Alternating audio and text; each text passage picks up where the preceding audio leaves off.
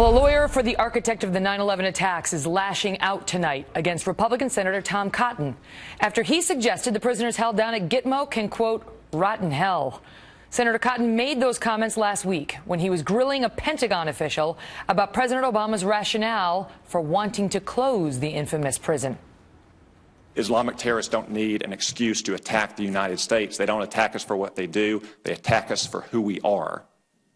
It is not a security decision. It is a political decision based on a promise the president made on his campaign. To say that it is a security decision based on propaganda value that our enemies get from it is a pretext to justify a political decision.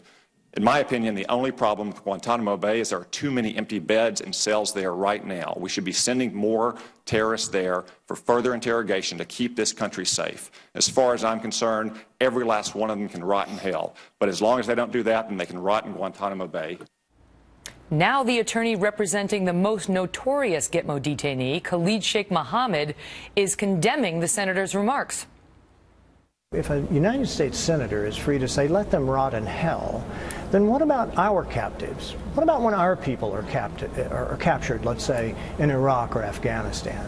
Aren't those people free to say, well, let them rot in hell? I thought it was utterly shameful. United States senators should not be speaking in that way. Just a bit earlier, I spoke to Senator Cotton in his first TV interview since those remarks. He's an Iraq and Afghanistan war veteran and a member of the Senate Armed Services Committee. Senator, thank you for being here tonight. So your reaction to that criticism that this kind of messaging could negatively impact American service personnel overseas?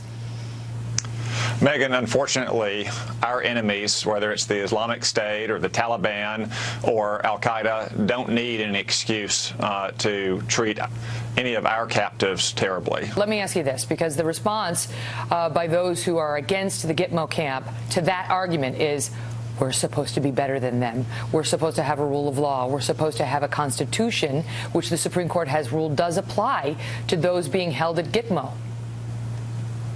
Megyn, we are better than them. In fact, none of these people at Guantanamo Bay are entitled to those protections. They were unlawful enemy combatants, not wearing uniforms or declaring themselves on the battlefield, fighting among civilians.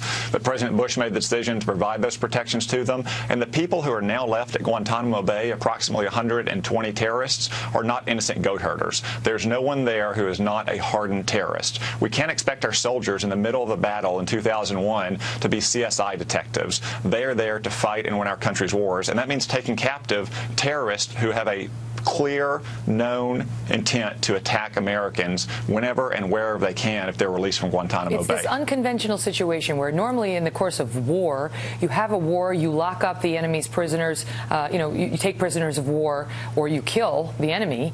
But if you lock them up, then when the war is over, you release them in a prisoner exchange. I mean, that's how it used to go. But this is an unconventional war where it's ongoing. These radical Islamists want to kill us. They wanted to do it yesterday. They want to do it today, and they're going to want to do it tomorrow. So that begs the question of what we're supposed to do with these guys down in Gitmo, which, the other side says, hey, you can't hold them in perpetuity without a trial, without charges, without the rule of law. They say they're already living in hell down there. One of the lawyers for one of the guys came out and said he's on a hunger strike and he's on a shower strike and he's in solitary confinement because he'd rather die than live out in perpetuity down there. Well, Megyn, they're not American citizens. They're terrorists. They're not entitled to the legal rights of American citizens. If they didn't want to be detained indefinitely, they shouldn't have taken up arms against America. They shouldn't have helped mastermind the terrorist attack that killed 3,000 Americans. And if we release them, then you can be sure a large number of them will return to the battlefield. As by some estimates, almost 1/3 of all detainees released from Guantanamo have returned to the battlefield. And while it's so regrettable, the president hasn't sent a single captured terrorist there in his 6 years in office. Okay, look, he wants to close it down, and he doesn't want to add to what he sees as the problem. What do you think is the solution? Because originally the Obama administration said, hey, let's bring them to the United States. We'll try them on U.S. soil. We can handle them in federal court. Then they said, well, hey, let's bring them into a U.S. prison. We'll put them in U.S. prison. We can handle them there. And the Republicans who were controlling the Congress said, we're going to defund all that. We're not. That's not going to happen. We're not going to give you the money to do that. So now it's try them at Gitmo or release them. And the question is, where do we release them to? Half of them were going to go back to Yemen, but now Yemen's in tatters, and al-Qaeda is basically rising. And Megyn, it wasn't only Republicans. It was a Democratic supermajority in Congress that started these funding restrictions to prevent the president from bringing these terrorists to the United States.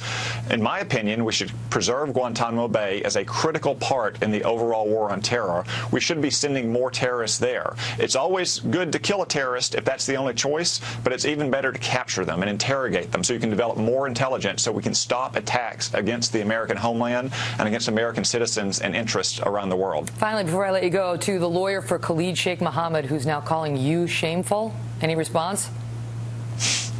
Again, terrorists don't need any excuse to attack us here. They've shown that for decades and decades and decades. We should be proud of the way we've treated these savages at Guantanamo Bay and the way our soldiers conduct themselves all around the world, to include the people who are doing the very hard work at Guantanamo Bay. Senator Tom Cotton, thank you for your service, and thank you for being here. Thank you, Megyn.